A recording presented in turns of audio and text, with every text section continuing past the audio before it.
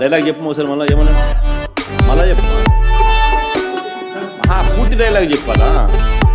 పూర్తి డైలాగ్ చెప్పది ఏంది? మళ్ళీ చెప్పు, కొంచెం మైక్ తీసుకొని చెప్పు, అది బాగా వినపడుతుంది. ఏం చేస్తారు?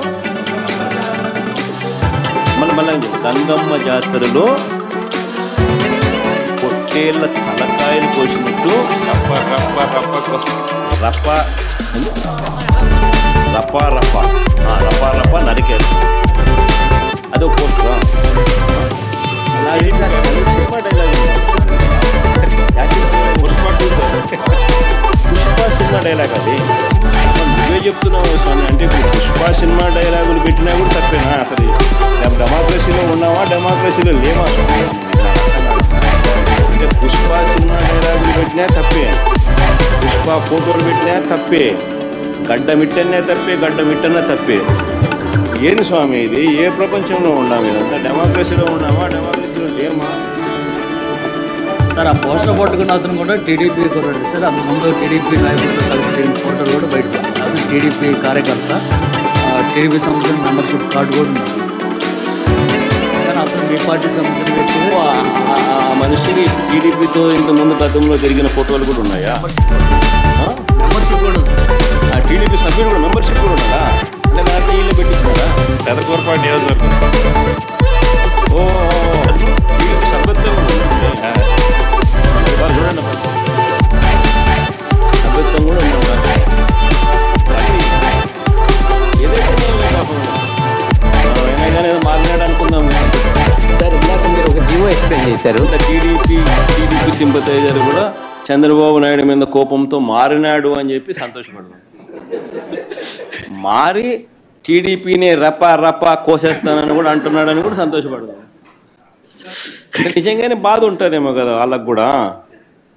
అన్ని పథకాలు ఎగరగొడుతూ ఉన్నాడు, అన్ని అబద్ధాలు అయిపోయినాయి, ఫీజు రీయింబర్స్మెంట్ లేవు, ఆరోగ్యశ్రీ లేదు, రైతులకు పెట్టుబడి సహాయం రావడం లేదు, పెట్టుబడి గిట్టుబాటు ధరలు రావడం లేదు, మరో పక్క అబద్ధాలు మోసాలతో సూపర్ 6లు లేవు, సూపర్ 7లు లేవు.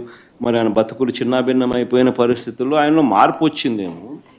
వచ్చి ఆయన కూడా టీడీపీ యాక్టివ్ మెంబర్ అయినా కూడా వైసీపీలోకి తాను చేరి టీడీపీ వాళ్ళ ఫోటోను, టీడీపీ వాళ్ళ మీద ఆయన ఆక్రోశం చూపిస్తూ ఏమన్నాడు? ఏ జాతరలో? గంగమ్మ జాతరలో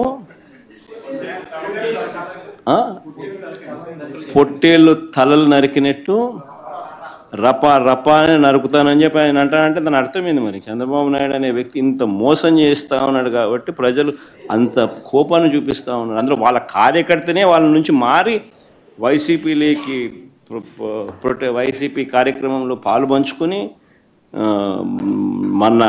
మన అభిమానస్తుడై నెక్స్ట్ టీడీపీ ప్రభుత్వంలో టీడీపీ వాళ్ళను రపా ఏం జాతరలోది?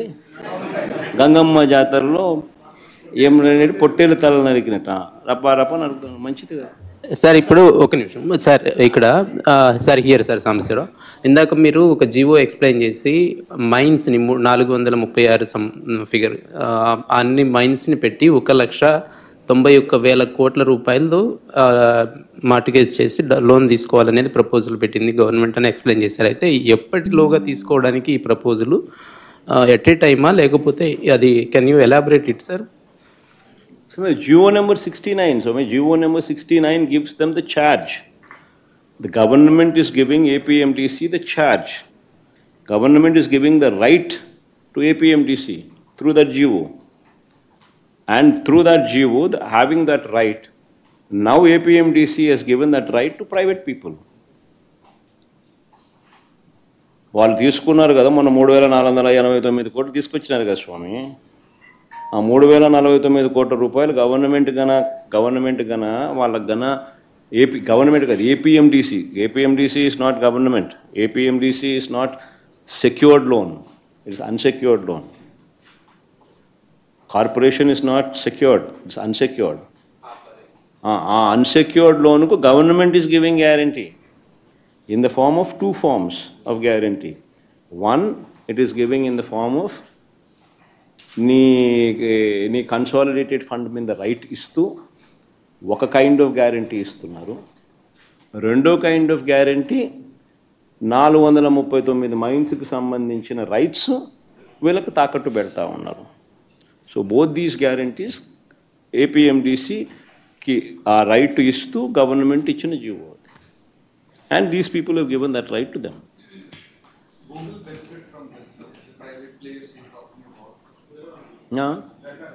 No, whomsoever is the lender. Is it anybody who subscribes to the bond?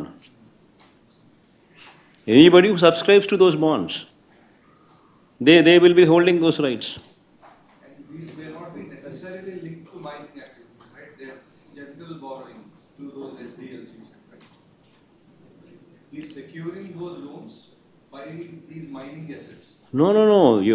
How he's been securing those rights? GO number చదవండి. జీవో నెంబర్ ద్వారా వాళ్ళకు వచ్చింది. అంతే చెప్తారు. చదువుకున్నానే కదా స్వామి. నేను చెప్పాల్సిన పని ఏముంది?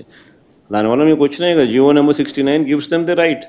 And through that right, they have made that right part of their bond issuance లో ప్రక్రియలో భాగంగా దాన్ని యాడ్ చేసినారు. So they have given the rights and they have also given the rights over consolidated fund. రాష్ట్ర ప్రభుత్వానికి సంబంధించిన mines మీద అధికారాన్ని that is what I'm saying. చంపేస్తే కూడా సినిమాలో చూపిస్తారు కదా, సినిమాలో మనుషులు చంపుతారు కదా, చంపితే తప్పేటి? మీరు చెప్పండి నాకు, నేను అడిగా క్వశ్చన్.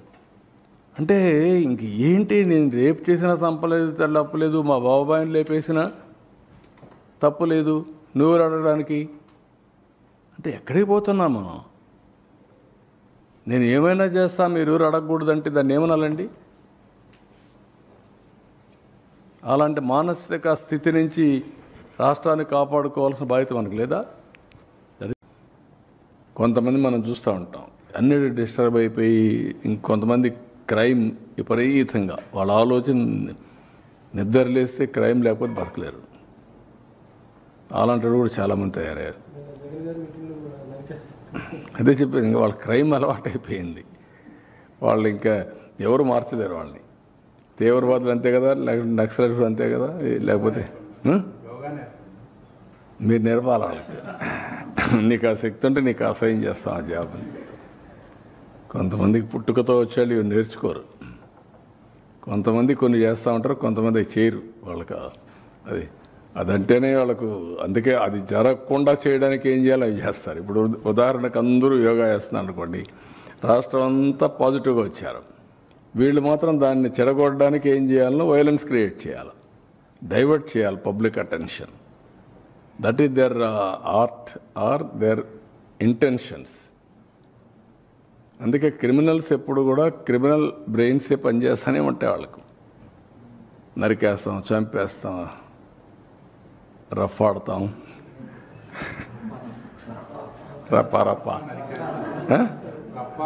రఫా నరికేస్తాం, లేదంటే గంగ జాతరలో బలి ఇచ్చేస్తాం.